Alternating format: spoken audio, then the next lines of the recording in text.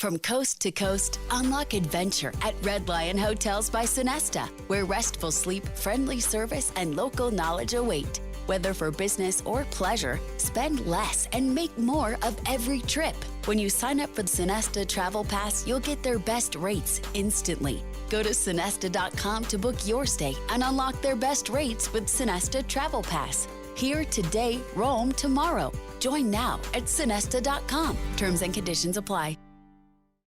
Saks Off Fifth. Up to 70% off every day.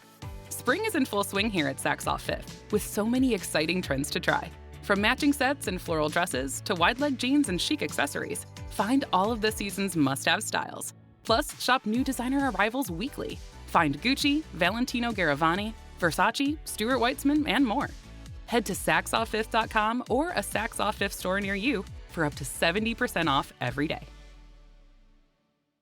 You're listening to DNA ID, brought to you by AbJack Entertainment. Be sure to check out some of the other great true crime podcasts from this network, including The Murder in My Family, Missing Persons, Scene of the Crime, Zodiac Speaking, Beyond Bizarre True Crime, Citizen Detective, and Campus Killings. All of these podcasts are available for you to binge on right now, wherever you listen to podcasts. Subscribe where you're listening to this podcast so you don't miss an episode.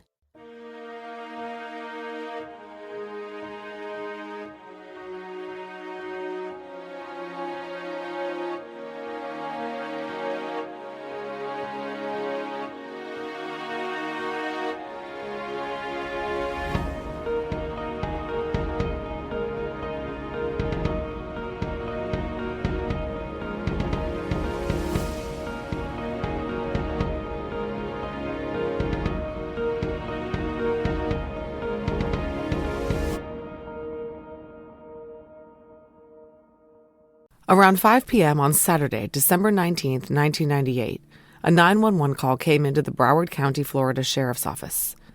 The male caller reported that he had found a body.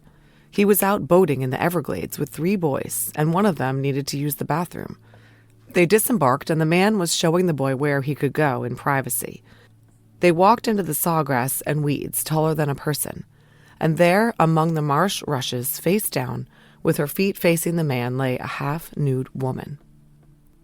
The man turned right around and marched the boy following him out of the weeds. Then he turned back, second-guessing himself, and returned to the body. It occurred to him that maybe she wasn't dead, that he could help her. He said he noted that the body still retained some color. It seemed she hadn't been dead for very long. But she was, indeed, deceased. They got back in their boat and went to find a phone. This was on the edge of the Everglades, near 5400 U.S. Highway 27, a mile north of I-75 in western Broward County, Florida. The caller and his family were boating on a canal on the west side of US 27 when they made the little pit stop at a little used boat ramp and dock. The area they pulled up to was accessible by car via a dirt road, but there was nothing around there but an airboat park and a truck stop. Deputy Tom Sheridan was first to respond. One look at the partially clothed woman told him they were looking at a homicide victim, and the case was on. I spoke with Detective Zach Scott of the Broward County Sheriff's Office, who solved this case. I asked him if he believed whoever dumped the woman at that location intended for her never to be found. He said absolutely yes. The chances of her being found before she decomposed and or Everglades animals disarticulated her were slim to none. I always marvel in these instances at the amount of pure chance involved in discoveries like this. The killer was no doubt that he was permanently disposing of his prey. After all, who would go tromping through this itchy, scratchy, swampy, buggy, alligator-y, python-y, overgrown area in the middle of nowhere? But within less than 2 days, someone did. If that little boy hadn't had to go to the bathroom, and if the 911 caller had waded into the weeds even 10 yards further downstream, he would likely never have seen what he saw. But he did, and there she was. Detective Scott told me that this location meant that the killer was likely someone familiar with the area, a local. The woman in the marsh was wearing maroon underwear, which were pulled down around her thighs, black socks, very worn, bright red Keds-style sneakers with a large hole in the left heel, and a red, black, and white striped members-only shirt with royal blue sleeves that read Sport Team Sport. On top of that, she wore a black tank top with white biker-style artwork containing skulls and a biker dude that read Rock City News.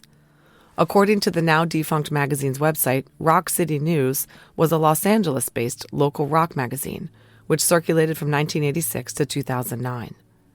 The woman also wore a royal blue tank top, a red lace bra, and red stud-style earrings. She had no pants or skirt on, and none were found. But Detective Scott told me that based on the crime scene photos and evidence, Broward County investigators believed that the Jane Doe was assaulted and killed where she was found. There were no drag marks on the ground, and there was no evidence of dragging on her body. There was no blood trail, but there was significant blood on her person. The muddy ground near her body was disturbed. What had happened to this woman? An autopsy determined that the Jane Doe, who had no identification on her, had died from manual strangulation. The medical examiner postulated that she had been dead no more than 3 days, probably less. Detective Scott told me that he believes she was alive when she was brought to the location where she was found. She was savaged and killed there on the night before the boater found her body. Her corpse was damp with Florida humidity and marshy surroundings, but as the boater noted, she did not appear to have been deceased long. Aside from the strangulation marks, her body also bore signs of a severe beating, with massive reddish-black bruises on her body indicating that she'd been alive when the beating was inflicted. And bruising and trauma to her genital region showed that she'd been violently raped. Vaginal swabs were collected, but no semen or DNA was detected. It was 1998, and DNA analysis was the standard, but it was not nearly as sophisticated as it is today. Very fortuitously, the Broward County Sheriff's Office decided to maintain those vaginal swabs in evidence. Jane Doe also had possibly recently had surgery to remove a cyst, although that was just a theory posited by the medical examiner to explain a fresh wound on her abdomen. Finally, the autopsy determined that Jane Doe was possibly malnourished, that she was labeled emaciated, and she had borne at least one child. Fingerprints obtained from Jane Doe matched none in the law enforcement fingerprint database. Broward County authorities released a description and sketch of Jane Doe, hoping that someone would be able to identify her. They described her as approximately 30 to 40 years of age, about 5 foot 5 inches tall, weighing 116 pounds. Her curly hair was brown with gray streaks, medium length. Her eyes were brown. Photos of her unique shirt with the Rock City News logo on it were shown at the truck stop near where she was found, but no one recognized her there. Her case went cold, and she remained a Jane Doe. She was buried in an unmarked grave in a cemetery owned and maintained by the county. In 2008, Jane Doe's case was featured by the Broward County Sheriff's Office in a media push to promote a new website the Sheriff's Office had established to help them identify John and Jane Does within the county. 40 cases of unidentified human remains were featured on this website. Most of these cases were homicides. Jane Doe's case was also entered into NCIC and NamUs. More than a decade passed. In 2020, the BCSO was investigating a series of murders believed to have been committed by Roberto Wagner Fernandez. 3 murder victims had been found between June 2000 and August 2001, 2 in Broward County and 1 in Miami. The women were Kimberly Dietz Livesey, Sia Demas, and Jessica Good. Jessica and Kimberly were found slain and stuffed in suitcases left on roadsides. Sia was stabbed and thrown into Biscayne Bay.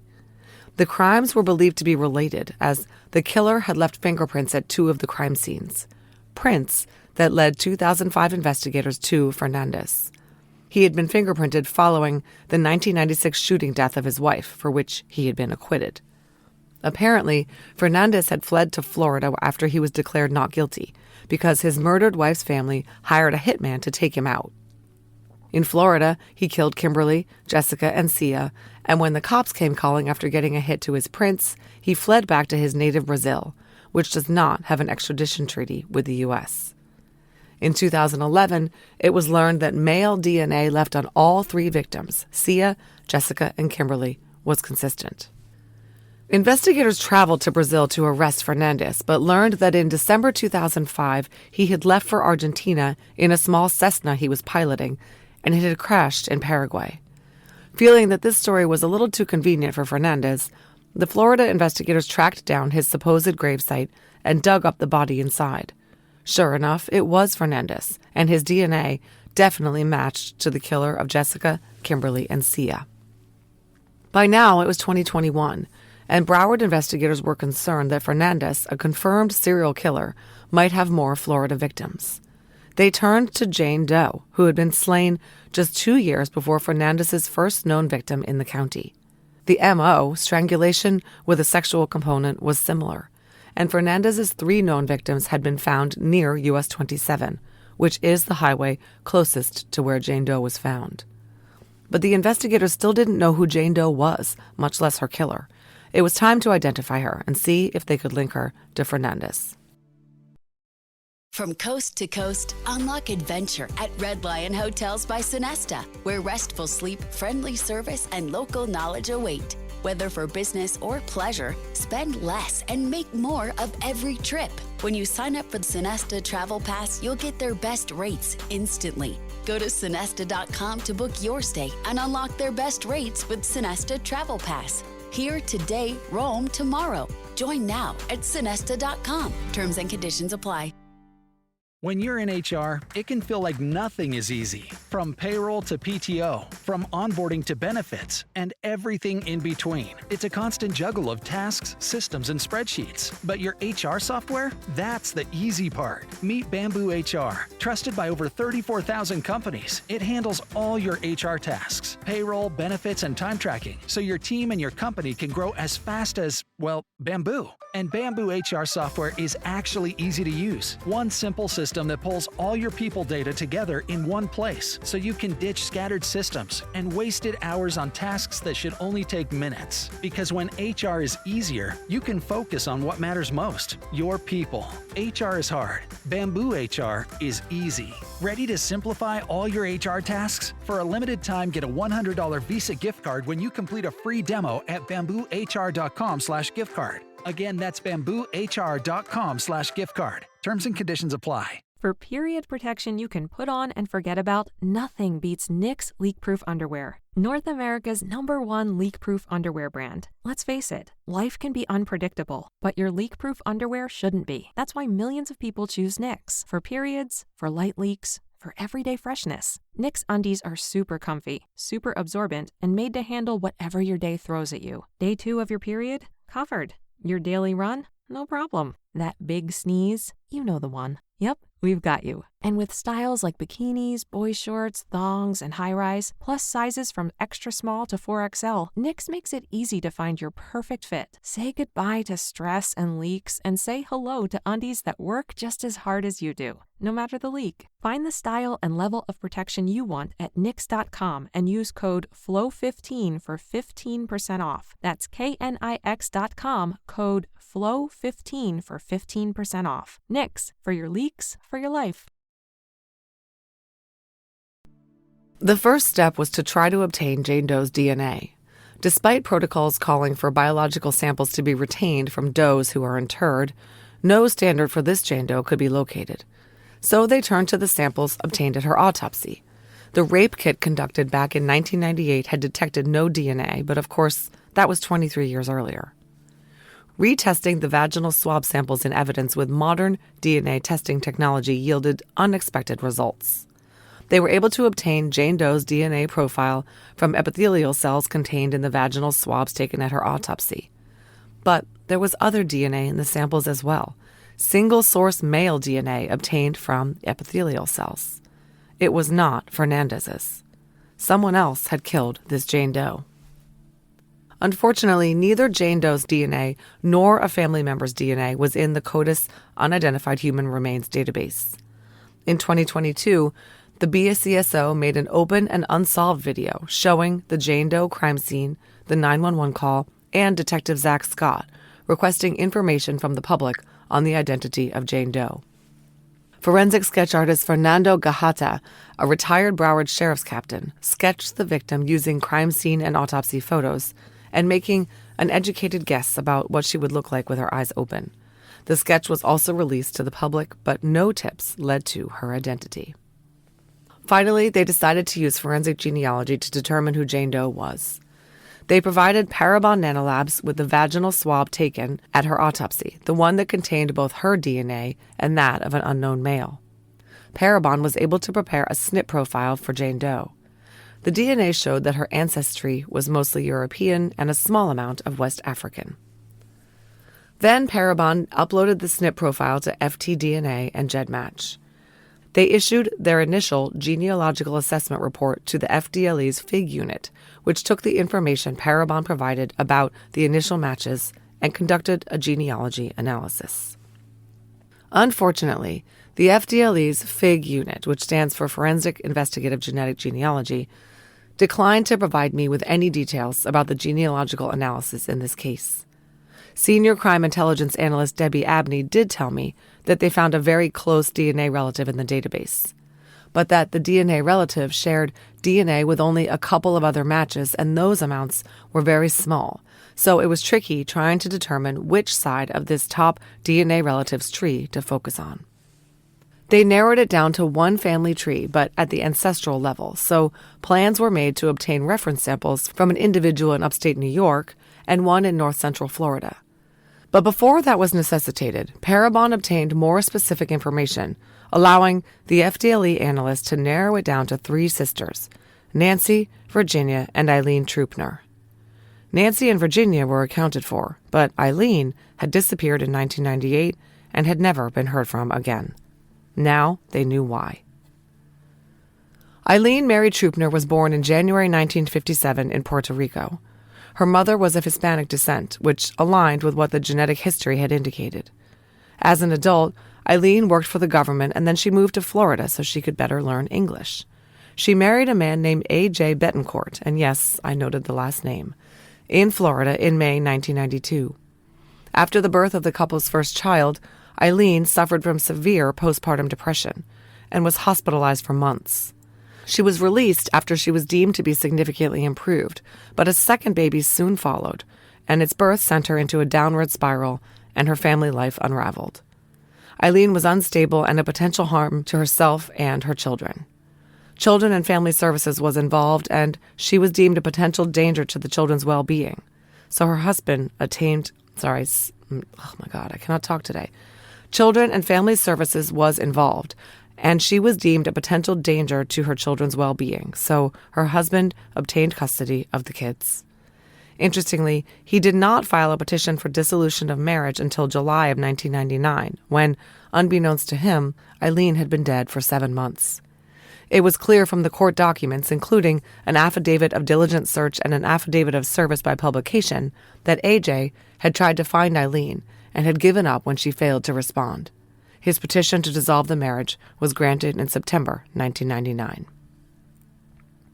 In the few years leading up to when she vanished in December 1998, there are address records in the Fort Lauderdale area for Eileen, but she never stayed at any one address very long, and Detective Scott tells me it's likely she ended up on the streets.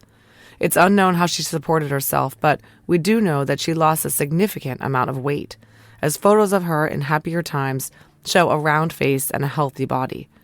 By December 1998, the medical examiner described her as emaciated, and her sneakers had holes in them and the sole was worn completely smooth from wear.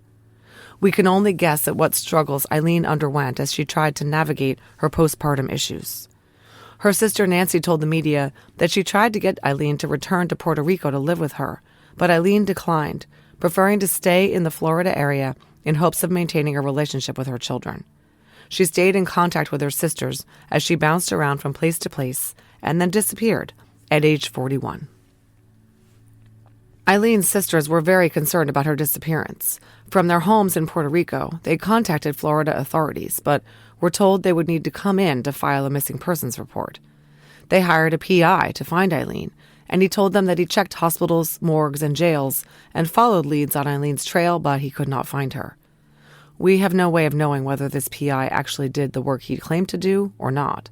And we know the PI did not file a missing persons report on Eileen either, something he definitely should have done, and something that might have saved Eileen's family years of heartache associated with not knowing where their beloved sister was. From coast to coast, unlock adventure at Red Lion Hotels by Sonesta, where restful sleep, friendly service, and local knowledge await. Whether for business or pleasure, spend less and make more of every trip. When you sign up for the Sonesta Travel Pass, you'll get their best rates instantly. Go to Sonesta.com to book your stay and unlock their best rates with Sonesta Travel Pass. Here today, roam tomorrow. Join now at Sonesta.com. Terms and conditions apply. When you're in HR, it can feel like nothing is easy. From payroll to PTO, from onboarding to benefits, and everything in between. It's a constant juggle of tasks, systems, and spreadsheets. But your HR software? That's the easy part. Meet Bamboo HR. Trusted by over 34,000 companies, it handles all your HR tasks, payroll, benefits, and time tracking, so your team and your company can grow as fast as, well, Bamboo. And Bamboo HR software is actually easy to use. One simple system that pulls all your people data together in one place, so you can ditch scattered systems and wasted hours on tasks that should only take minutes. Because when HR is easier, you can focus on what matters most, your people. HR is hard. Bamboo HR is easy. Ready to simplify all your HR tasks? For a limited time, get a $100 Visa gift card when you complete a free demo at bamboohr.com/gift card. Again, that's bamboohr.com/gift card. Terms and conditions apply. For period protection you can put on and forget about, nothing beats Knix leak-proof underwear. North America's #1 leak-proof underwear brand. Let's face it, life can be unpredictable, but your leak-proof underwear shouldn't be. That's why millions of people choose Knix. For periods, for light leaks, for everyday freshness. Knix undies are super comfy, super absorbent, and made to handle whatever your day throws at you. Day 2 of your period? Covered. Your daily run? No problem. That big sneeze? You know the one. Yep, we've got you. And with styles like bikinis, boy shorts, thongs, and high-rise, plus sizes from extra small to 4XL, Knix makes it easy to find your perfect fit. Say goodbye to stress and leaks and say hello to undies that work just as hard as you do, no matter the leak. Find the style and level of protection you want at Knix.com and use code FLOW15 for 15% off. That's KNIX.com, code FLOW15 for 15% off. Knix, for your leaks, for your life. Once the genealogist's theory about Eileen's identity was established, Detective Scott met with the family and told them what he suspected, that Eileen had been dead since December 1998. He told Fox 13, quote, "The upside is you're able to give them some answers. The downside is that you have to tell them she was the victim of a murder, and it's not the answer they wanted," end quote. In order to confirm the identification, direct DNA comparison testing of Eileen's son was performed, and the results showed that Jane Doe and the son shared levels of DNA consistent with a parent-child relationship. No additional details were released. Broward County Sheriff Gregory Toney held a press conference announcing Eileen's identity. He said, "For 20-something years, there has been no closure, no justice for who now is identified as Eileen Truppner. That was our victim. She is no longer faceless. She is no longer nameless. That is important for us as a community to have that name, and it's important for the family members," end quote. Nancy Truppner tearfully addressed the media at the press conference. She said her heart was broken by the news of her sister's brutal murder. She described her sister as a Christian person, someone who was calm, quiet, and kind. She lamented her sister's slaying, saying, quote, "She did not deserve that. It hurts like it was yesterday." Meanwhile, the Broward County authorities were already well on their way toward making a case against Eileen's suspected killer. After they obtained the not Fernandez male DNA from Eileen's sample, they entered the unknown male STR profile into CODIS. Remember, they had not had a male DNA sample to submit up until this time. It was only when they initiated modern testing to determine who Jane Doe was that any male DNA was detected. And guess what? They got a hit to a killer right there in the Sunshine State. His name was Lucious Boyd. His DNA was in CODIS because he had been charged with raping 2 women in 1997, and he'd been convicted of murdering yet another woman in 1998, 2 weeks before Eileen Truppner's slaying.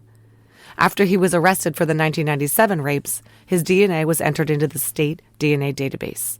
It was entered into the NDIS, the national database, in around 2002, after he was convicted of the other 1998 murder.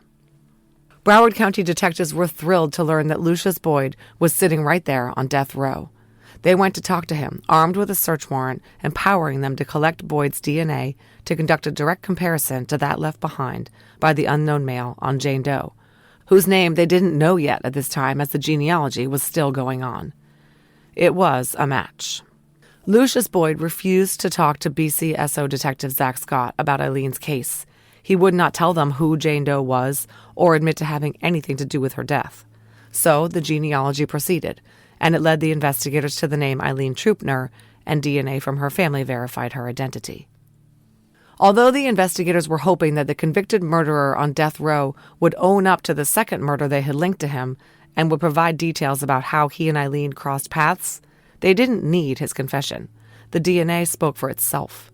Charges for murder in the first degree and sexual battery were filed by the state's attorney for the 17th Judicial Circuit against Boyd on November 30th of last year, and he was indicted by a grand jury for Eileen's murder on November 29th of 2023. He was arrested on January 11th, and he pleaded not guilty at his arraignment on January 16th. Based on the court documents, it appears Boyd plans to put up a vigorous defense. Detective Scott told me they're working to put together an ironclad case against Boyd, gathering information on his whereabouts and timeline in preparation for his prosecution for Eileen's murder. On January 24th, the state's attorney's office filed a notion of intent to seek the death penalty for Lucious Boyd. The judge on the case recused himself after the defense filed a motion pointing out that he had a conflict. He had worked in the homicide unit at the state's attorney's office and had prosecuted the previous case against Boyd, for which he already got the death penalty. As of right now, a new judge has been appointed, and the Eileen Truppner homicide case is headed to trial. Detective Scott told CBS of Boyd, quote, "He's a predator. He sees his opportunity," end quote. What he meant was, over and over again, Lucious Boyd took advantage of women in vulnerable positions. We know this because of his record, and because of what he did to Donia DaCosta, the reason he is on death row. In 1998, Boyd was working as a handyman for the Hope Outreach Ministry Church in Lauderhill, and he was driving the church van with the word Hope emblazoned on the side when he came across a young woman at a gas station. On the night of December 4th, 21-year-old pediatric nursing student Donia DaCosta had worked late and then attended a midnight church service where she sang in the choir. She then went to drive to her Deerfield Beach home and ran out of gas after exiting I-95 on Hillsborough Beach Boulevard. She had a small gas can in her vehicle, so she grabbed it and walked to a Texaco station a block away. This was around 2 o'clock in the morning on December 5th. At the Texaco, Donia was seen by a female attendant and another witness filling the gas can and talking to a black man driving the church van with Hope on it. He was overheard asking her how far she had to go. Then she was seen getting into the van, and it drove away. Donia never made it home that night. Her family found her car on the highway and flyed the whole area, and the two witnesses who had spoken to her at the Texaco told the police about their interactions. Donia's nude body was found 2 days later, lying in a warehouse back alley, wrapped in a shower curtain liner and 2 sheets, and with her head covered by a purple duffel bag and 2 black trash bags. I'm reading here from the court record, quote, "At trial, it was stipulated that DaCosta died due to a penetrating head wound and that the bruising on her head was consistent with but not exclusive to the faceplate of a reciprocating saw. Wounds to her chest, arms, and head were consistent with but not exclusive to a Torx brand Torx screwdriver, and she had defensive wounds on her arms and hands.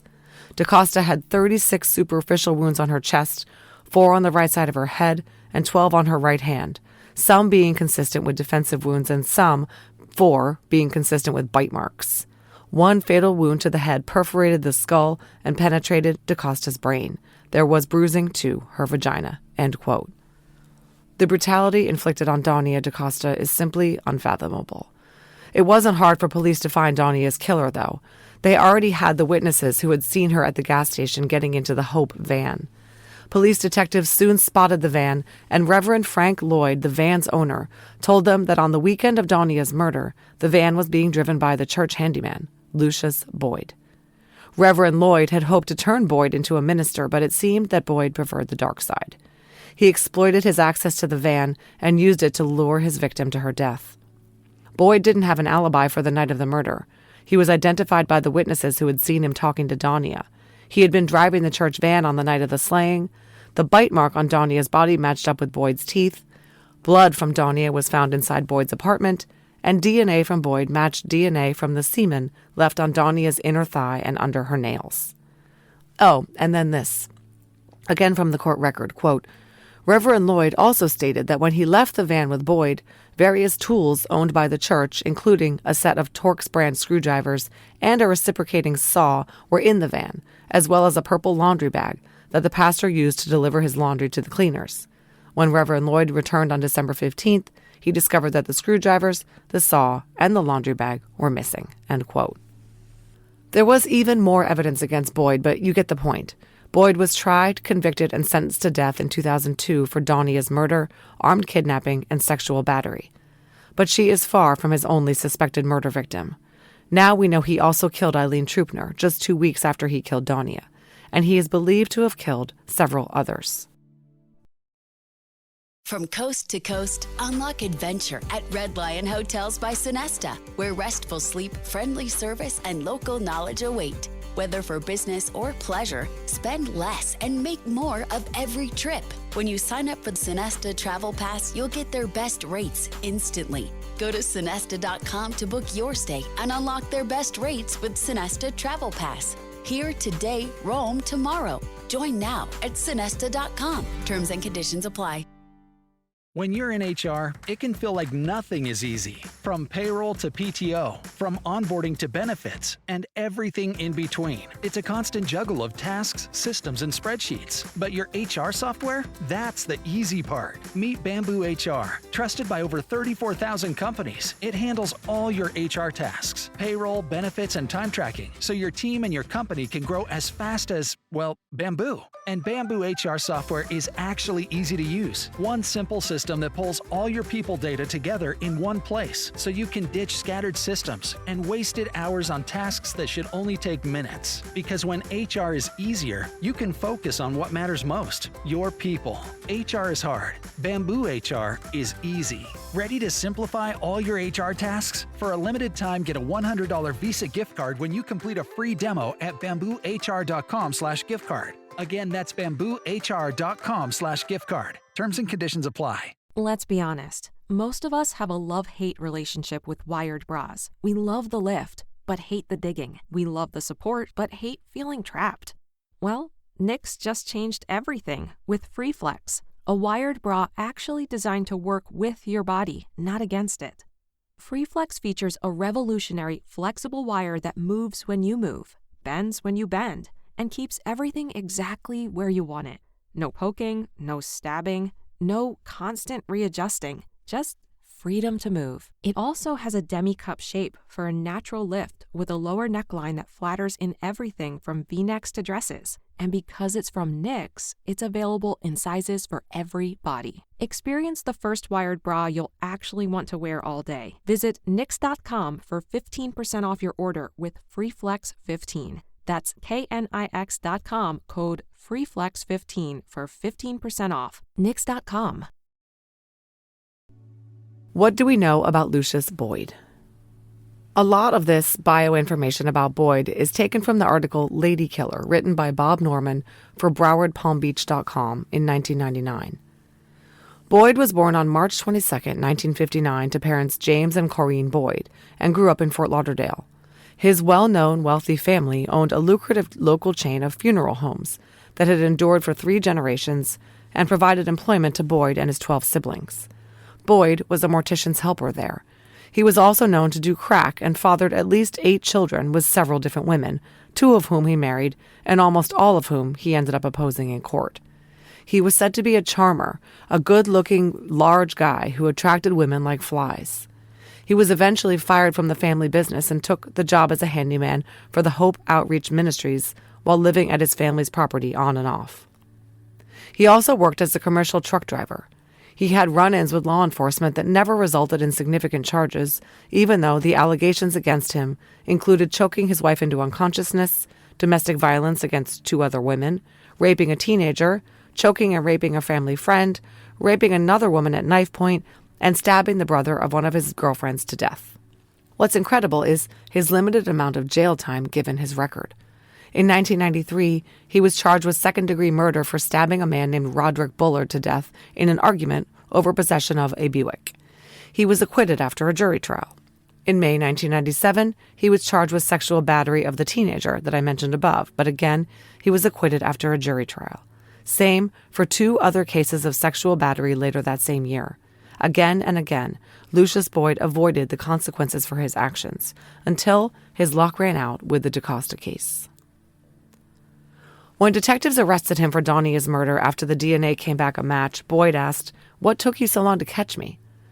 Investigators started to suspect Boyd had many more victims throughout southern Florida and possibly utilized his family's funeral home to dispose of bodies. Detective Scott told me that he suspects Boyd used the crematoriums there to get rid of the evidence of his crimes, and that state regulations on record-keeping regarding bodies in, ashes out aren't enforced super well.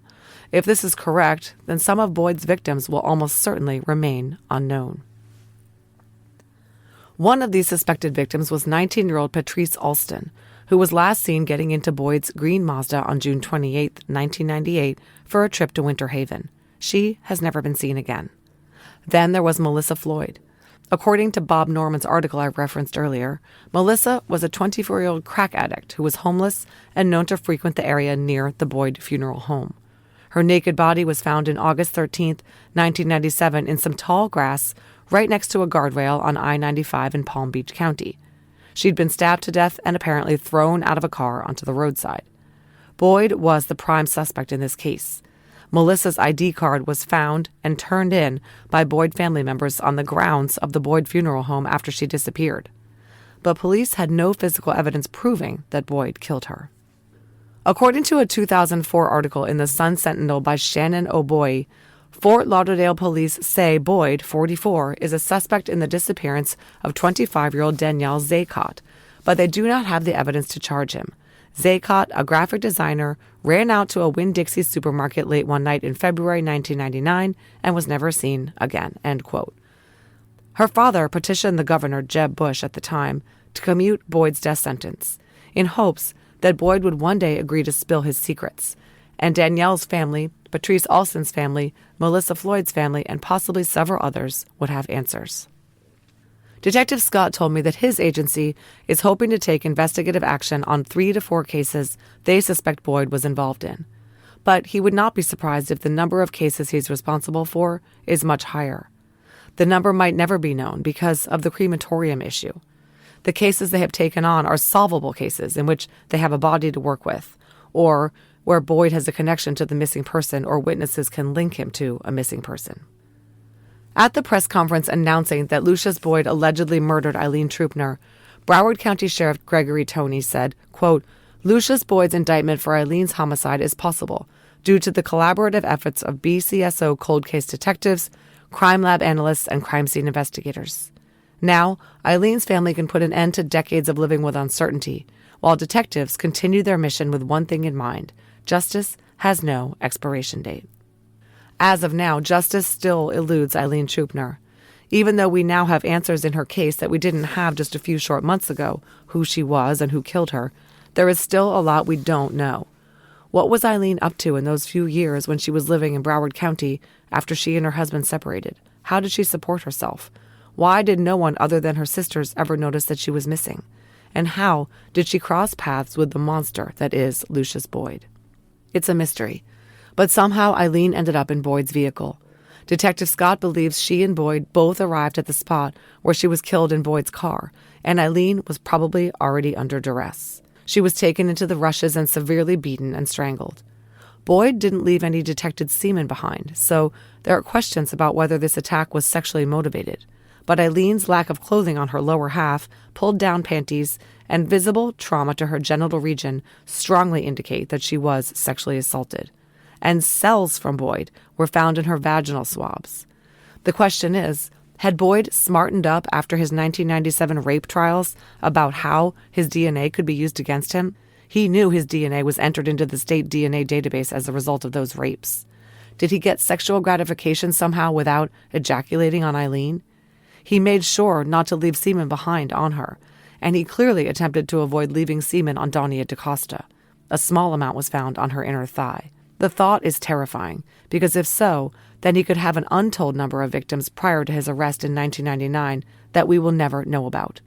It makes you wonder how many killers like Boyd are sitting in prison somewhere, knowing that their secrets have not been uncovered. And remember that the initial DNA testing on Eileen's rape kit in 1998 detected no DNA. So cases that have not been subjected to retesting using modern standards may not have been attributed to their offenders. Thank you so much to Broward County Sheriff's Detective Zach Scott for answering my barrage of questions about this case. Recently, I let listeners know about a new benefit available to them called an AbJack Insider subscription that's available through Apple Podcasts. An AbJack Insider subscription will give listeners ad-free access to every bit of DNA ID content published, both past episodes and future episodes. It will also give you benefits like early access and bonus content. Head over to Apple Podcasts and click on the DNA ID show page or the AbJack Entertainment channel to start a free trial. Thanks for listening to this episode of DNA ID. If you'd like to listen to the show ad-free and help support the show in the process, please head over to patreon.com/DNAID. And if you're interested in some fun DNA ID merch, visit the store at customizedgirl.com/s/DNAID podcast. To contact the show, please email us at dnaidpodcast@gmail.com. Follow us on social media at DNAID Podcast on Instagram, at DNAID Podcast on Twitter, or on Facebook at facebook.com/DNAID Podcast. Finally, if you want to visit our website, go to dnaidpodcast.com. You'll be able to get all the episodes of the show, leave comments on episodes that I can respond to, and you can even leave voicemails. You'll get all the latest news about the show and important updates. Find links to our social media, merch, and a lot more. It's really your one-stop shop for everything DNA ID. DNA ID is written, researched, and hosted by me, Jessica Betancourt. It's produced by me and Mike Morford of AbJack Entertainment. Music by Connor Betancourt. Check out our other collaborative podcasts, Scene of the Crime, Missing Persons, and Beyond Bizarre True Crime.